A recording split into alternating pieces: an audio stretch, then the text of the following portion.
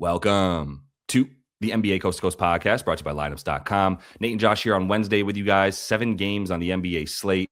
It's wild out here, man. It's getting weird in the NBA right now. We know trade deadline is tomorrow. That's already begun. The mayhem is upon us, and that has also led to guys just being out. The injury reports are all over the place. Make sure you guys are checking that out throughout the day for all 7 of these games, including 5 teams on a back-to-back. So heeding a little caution there, but we do have some sides and totals looks with our best bets. Also have player props in here for you. So make sure you are subscribed to that channel. Continue to follow along all season with us. Game of the night, Nate. Let's kick it off here. We got Grizzlies in Sacramento here, but you do like the Kings to cover against this Grizz squad.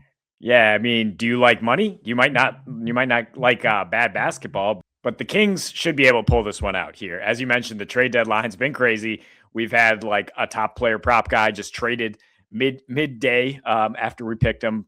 And Domantas Sabonis is probably in that category for the Kings, but I think they'll be fine without him. You're looking at the Grizzlies with half their roster basically in transit right now. Santi Aldama, questionable. If he can't go, the only thing approaching a center is Omax Prosper. And I mean, GG Jackson's going to get all the run he can handle. Definitely look at his props, but we're looking at Ty Jerome on a minutes limit, a bunch of young wings, and the Cam Spencer experience, as I've called it. Kings are not great, but I think they can handle that. And there's also like a little bit of data suggesting Dennis Schroeder was just like a bad presence in that locker room. They were 1-8 their last 9 with Schroeder, 5 fewer points per game versus Westbrook being the heartbeat, at least like bringing that every night. 4-6, 8 more points per game with him in their last 10. So, I mean, Westbrook coming back is a big deal, especially against a Grizzlies team that's going to have no rim protection. That is absolutely awful guarding the 3. So Westbrook can get in there and kick. Really like Zach LaVine here. In full disclosure, I mean, our sneak peek here is an SGP with LaVine, 20 points and 2 threes. You're at 2-1 on your money here with the Kings to win. They just went 0-6 on a road trip. Yeah, I mean, it's not super inspiring. They lost at the Wizards. But for what it's worth, they're 3-1 straight up as home favorites. They were 4-3 at home prior to heading out on that road trip, including some really surprising wins over good teams and competitive losses. I think they get back to that. And, I mean, even if Sabonis doesn't go, like I said, because they might be trading him tomorrow, Precious Achiuwa, Maxime Renaud, like they should be good to go here against a centerless Grizz squad.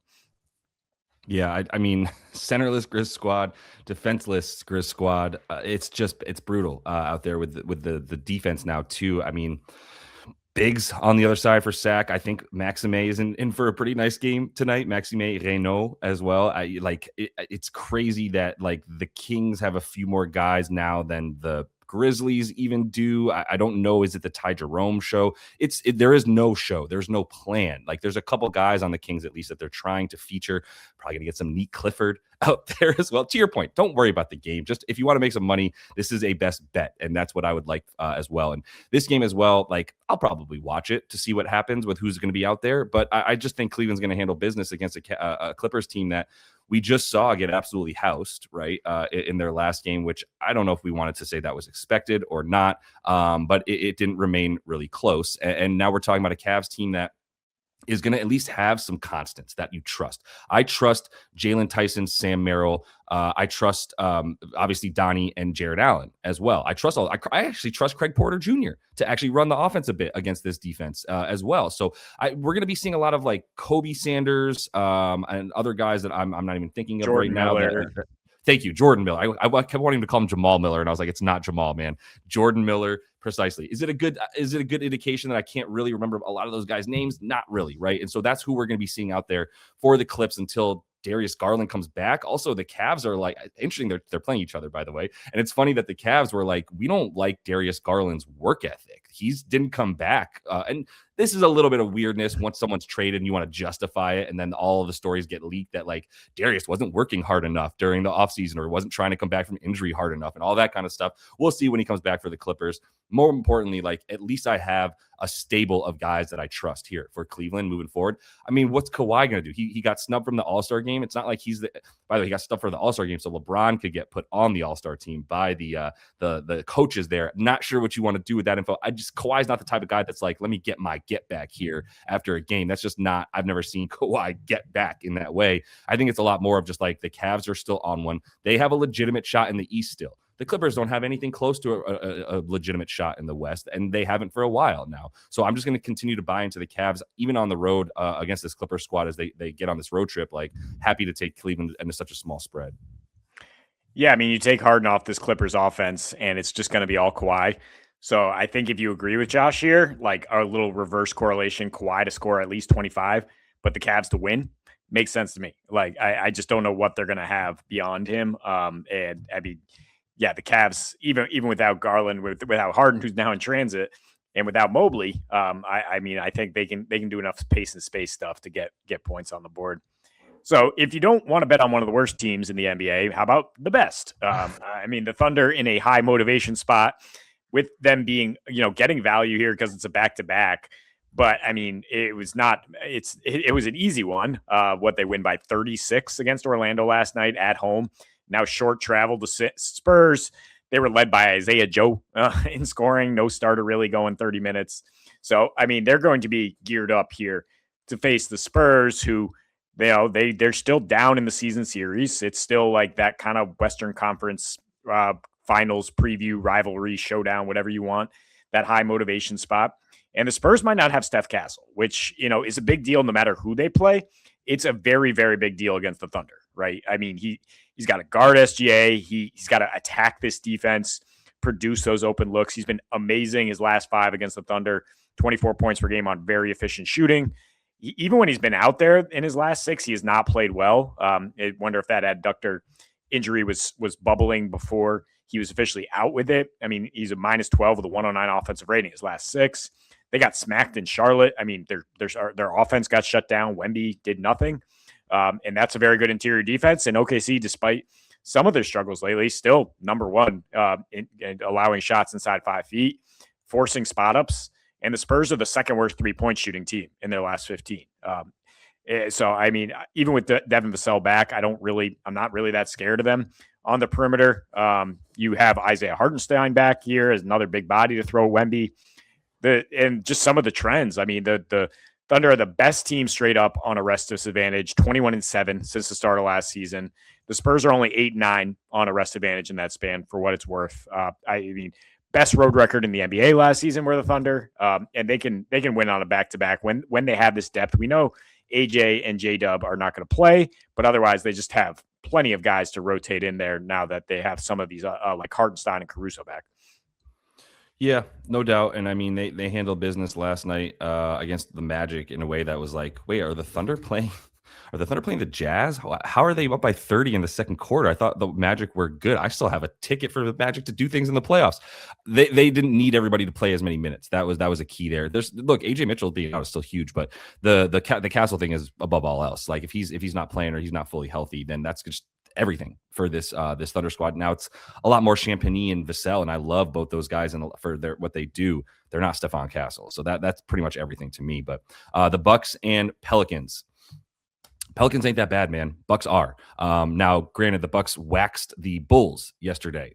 Bulls are bad, but also I don't think we all expected the Bucks to be shooting like 50% from 3. I would expect that to come crashing horribly back down to earth in this game, as they're already not a good 3-point shooting team unless Gary Trent and AJ Green are both going off, and that's the extent of it. So I'm going to take the Pelicans to be able to handle business. This is not really based on like, oh, the Pelicans defense is so good. Oh, the Pelicans offense is so good. Their offense isn't bad. They're both middle of the pack and definitely worse defense, bottom 10. Like I'm not going to start to like give them any kind of flowers, but they have not been losing against good teams, and they have been beating good teams over the course of the last 10 games or so. And that's really what it's really actually like the last 15 or so since Zion came into the lineup and has remained there, right? So when you take their last 12 games here, if you look at teams above 500, they have lost all of those games to those teams above 500 by an average of 7 points. Not bad, right? For a team that's just hanging out around in the bottom of the West. The teams that are not above 500, they have beaten, such as the Memphis Grizzlies twice here in this game, in this last month of January, and the Brooklyn Nets that they handled. And then they lost to the Pacers, who were full-handed at the time. Like all the other teams they played, it's been pretty much a gauntlet. It's been the Phillies, the Charlottes, that's a part of the gauntlet now, OKC, SAS, Detroit, Houston. Those are some of the teams they've been playing in their last 12 games, right? And the teams that they've beaten are bad. The teams they've beaten are good. I don't really need too much more than that, because Milwaukee without Giannis is the third worst defense in the league and the fourth worst offense in the league. So, like, I'm not going to go much past that. I like Zion. I like the players that the Pelicans have. I'm going to take them to win on the road against the Bucks on a back-to-back. Yeah, total fade of the Bucks after they drop 131 in an outlier game against a Bulls team that has half their team in transit, right? And it was just like, oh, well, we'll just throw out the guys who can dress, I guess. But I mean, Kyle Kuzma almost like a 30-point triple-double in that game. Yeah, that's not what you're going to rely on. Without Giannis, they are a bottom 5 team, as you just laid out with the metrics. Go to props here. Jay Brunson over 31.5 PA. This is kind of fluctuating. I mean, you can get a really expensive 30. You can get a cheap 32.5. Probably like the assists a little more than the points, but with Brunson, you never know how the other team's going to defend him, especially you don't know who the Nuggets are actually going to trot out there here on a back-to-back. But I think the Nuggets cover. I mean, even if Joker and or Murray sits, plus 7.5 is a lot for a team that is the best against the spread on a back-to-back since the start of last season, mostly because Joker just plays every time, and the books think he might not.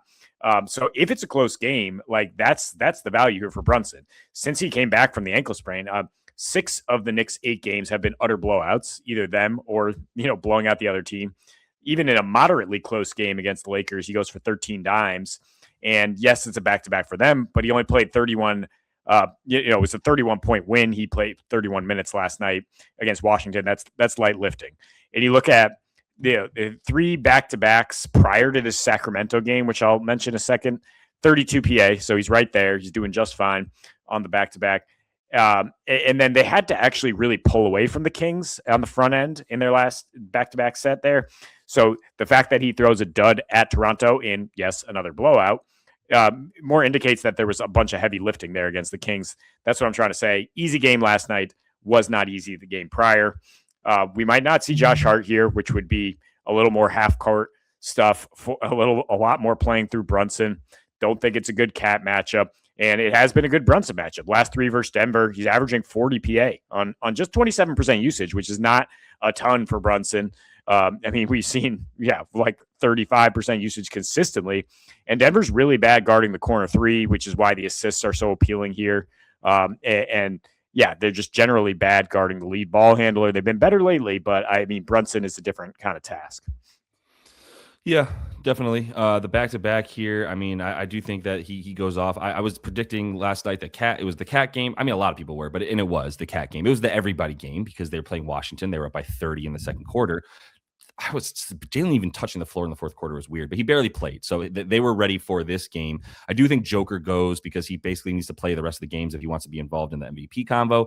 I don't know that he necessarily cares about it, but I know that they just lost again and that he doesn't want to lose again as they keep sort of dropping down a bit further away from SGA and the Thunder. So I do think it's going to be a good game. I do think Jalen Brunson's going to have a full slate of minutes at his disposal tonight. So I'm good with that. But let's go to Alpi. This is too low at 5.5. I'm just going to play 5.5 for him, like with consistency. So that's really it. I don't want to have to get too much into it. It's not like it's a great matchup, but it's not a bad matchup. So for those of y'all who haven't noticed by now, it's February, but like this Celtics defense is not the Celtics defense of last year. Not because it's not good. It's very good. It just doesn't have the personnel to just fly around the wing and just try to make everybody miss their give up the one guy driving to the rim and not allow spot ups. Like it's not good enough to not sag off of shooters anymore. So they've had to sort of rework some things where they're going to help out down low because there's no Kristaps Porzingis. Even Al Horford was a better rim protector, I would say, than Neemias Queta. Even Jason Tatum and Jason Tatum, even at 6'10", was helpful for that down low defense. Nobody there anymore has meant that they are now allowing the catch and shoot. They're allowing the spot up stuff. They're doubling guys like Sengun. They're doubling. I don't know that they're going to double KD if he goes in this game because of where he plays. Like you're getting yourself into trouble, but they are going to overpressure who's ever at the top of the key. And if Kevin gets the ball in the like baseline area, they're absolutely going to be doubling him. And same for Sengun. So that's why when Sengun's a guy that I put at 6.5 as his number, no matter what, it's like if he's playing the most average team in the league, I happily take 6.5 dimes or obviously a worse team, even against a good defense that does give up a decent amount of assists because of the way they pressure the ball. I still think Sengun at 5.5 is just too low. I'll drink the juice on this one and take him to get 6 tonight. Yeah, I'm interested in the Celtics here. I mean, along with the market because it's down from 5.5 to 4.5.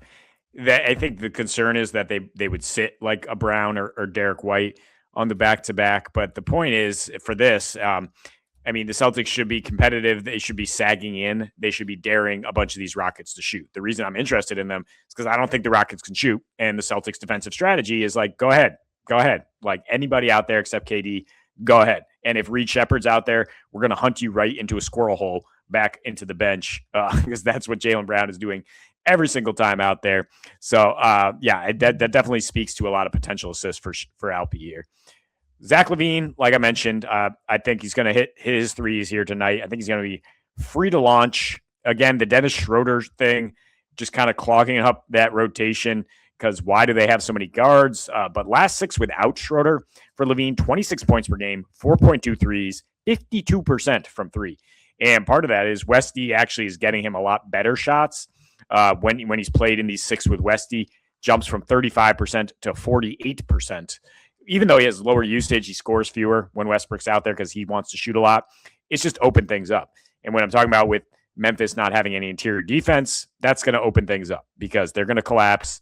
Westbrook's going to drive, and he's going to hit. And at home, since January 1st, LaVine is 47% from 3, hitting 3 a game versus 31% on the road.